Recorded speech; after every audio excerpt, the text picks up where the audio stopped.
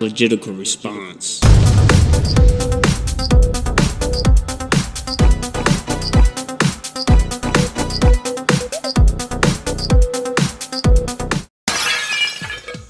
Second Amendment, like all other rights, is not absolute. Yeah.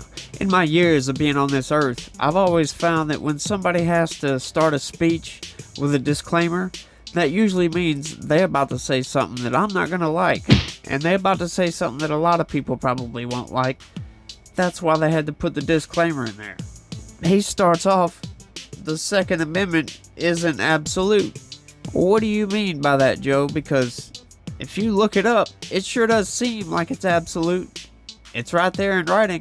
As a matter of fact, it's right here in writing. Read it for yourself.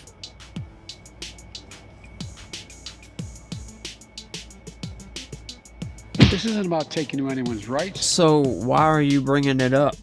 It's about protecting children. Because you know it's about taking guns. It's about protecting families. It's about protecting whole communities. It's about protecting our freedom to go to school, to a grocery store, to a church without being shot and There's killed. a downfall with relying on laws to protect children. You know what that downfall is? Criminals break the law. They don't care if they're old enough to buy an assault rifle. They don't care that you're not supposed to bring guns to school. As a matter of fact, that is a law. He broke several laws getting into that school. That's the bad part about relying on laws. Criminals break the law. It's like if you go and take every single gun from every single American, registered guns, there's still millions of guns in the United States that's unregistered. So now the only people with a gun are criminals. That's why people stand up so hard for gun rights. Not only is it the Second Amendment for a reason, that's why they put it in second right after free speech. Damn it. See what you made me do? I done forgot what I was gonna say. We need to ban assault weapons and high-capacity magazines. And if we can't ban assault weapons, then we should raise the age to purchase them from 18 to 21. Strengthen background checks. Enact safe storage law and red flag laws. Well, there you go. Now you're thinking outside the box. It's what we need. We need solutions.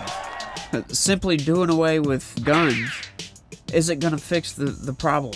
The problem will still be there. So not only is it not any more safe, now you're penalizing the citizens for something that hasn't happened yet and for something that they would never do. There's other solutions that will actually work, that will benefit the country to make this problem go away. If you look at statistics, in the 1950s, for that entire decade, 1. In the 60s, there were 6. In the 70s, 13. In the 1980s, to 32. In the 1980s, and in the 1990s, it went to 42. You're going to tell me it's the availability of guns? If you say that, it means you're prepared to lie to yourself. The answer is not guns. So there's something else going on that has nothing to do with guns. Otherwise, we wouldn't have had hardly any mass shootings in the past, because the guns have always been there. As a matter of fact, they were probably less restrictive back then. Thanks, Joe. You're finally thinking outside of the box. Alright, let's keep this momentum going. Repeal the immunity that protects gun manufacturers from liability. What the f***, man?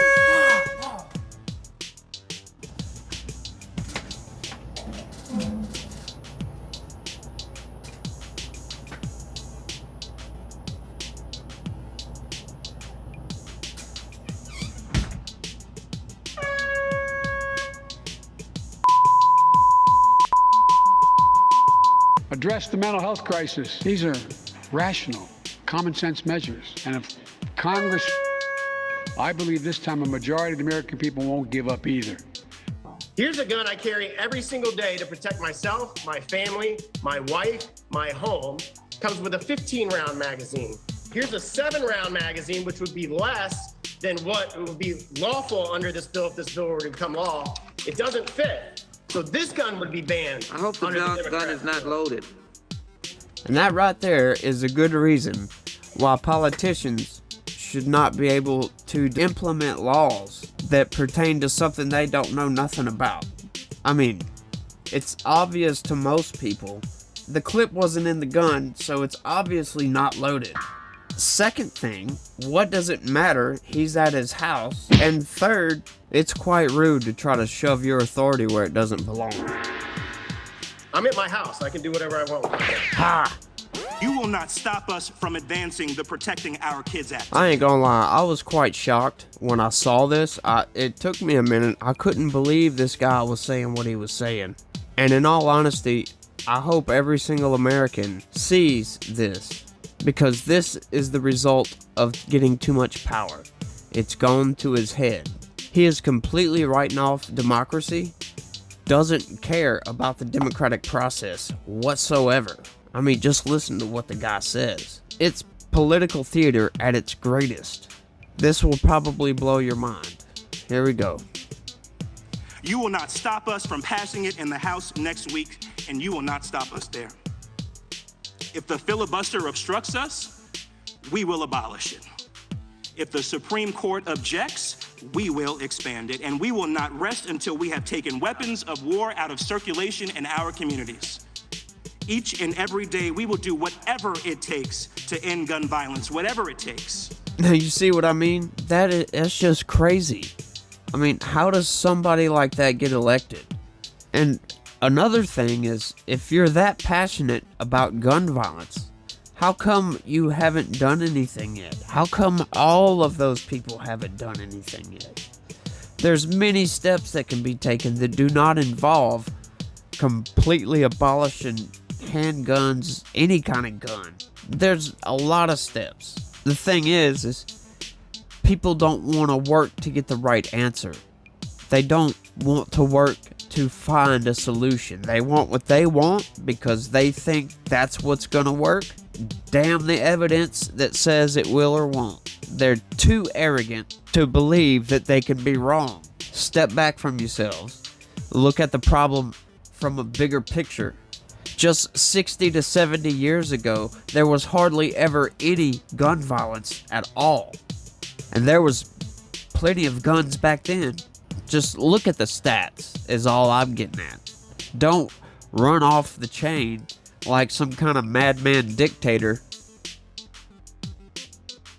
all because you want to look like you're fighting for the people. Well, taking the Second Amendment away is not fighting for the people. I'm sorry. I'll say it again. It's the Second Amendment for a reason. It follows directly behind free speech. That means it's very important. And I've stated before, I'm not a gun person. I don't own a gun, never have owned a gun, and probably never will own a gun. But that doesn't mean that I feel like those rights should be taken away. No. There's other solutions. It really is silly. And that whole gun manufacturers accountability. Repeal the immunity that protects gun manufacturers from liability. That's the most ridiculous thing I've heard in a while. That equates to blaming Ford for somebody running over a bunch of people with a Ford pickup truck. That sounds crazy, I'm sure. It's the same thing with the gun manufacturers. It's the same thing with the guns. You know, we don't outlaw vehicles because there's 40,000 DWIs in America every year. Logic, people, come on. You mentioned you want weapons of war out of circulation. What is a weapon of war to you? Assault weapon. That's something else that people have been using a lot lately that kind of aggravates me because it's silly. Assault weapons. Any weapon is for assault. What else could you use a weapon for other than assaulting people or something? Assault weapons. So is that like semi-automatic handguns and rifles? Semi-automatic weapons would qualify as assault weapons. And these are things that should be banned. Almost take almost every gun out of people's hands. I mean, semi-automatic weapons. Semi-automatic semi-automatic weapons. Handguns, for example, would not qualify under what I just described. I'm sorry, I gotta go. That's just another instance of politicians trying to make laws they don't know hardly anything about. Are so mind-numbingly obvious is an immediate indicator of your complete lack of intellectual integrity. The guy, he says weapons of war. First off, an AR-15 is not really a weapon of war. It can be used in that capacity, but they don't sell them in the United States for that. And then he says Semi-automatic weapons. That's almost every gun that's made. Thing that's not semi-automatic is shotguns. If it's a single load shotgun, bolt action is not a semi-automatic. Muskets aren't semi-automatic. Yeah, that's pretty much it as far as I know. I'm not a gun person, but at least I know that much. I know enough to say that banning semi-automatic weapons is not banning handguns. Is an immediate indicator of your complete lack of intellectual integrity. I at least know that that's a stupid statement.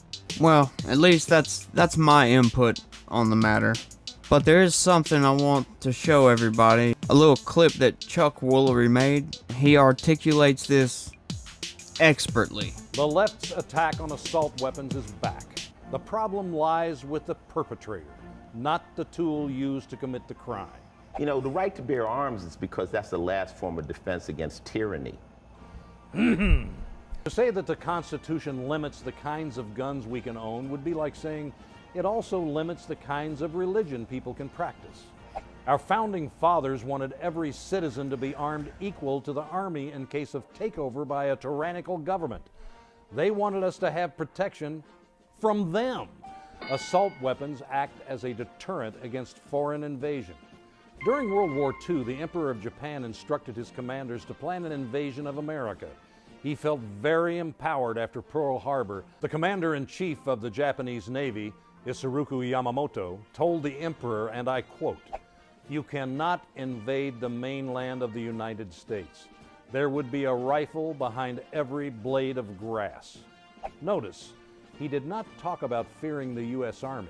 It was the American people that he feared. It is the fact that there is a gun behind every blade of grass that prevents any other country from even thinking about invading our nation. Take away the assault rifles, and you have weakened that defense.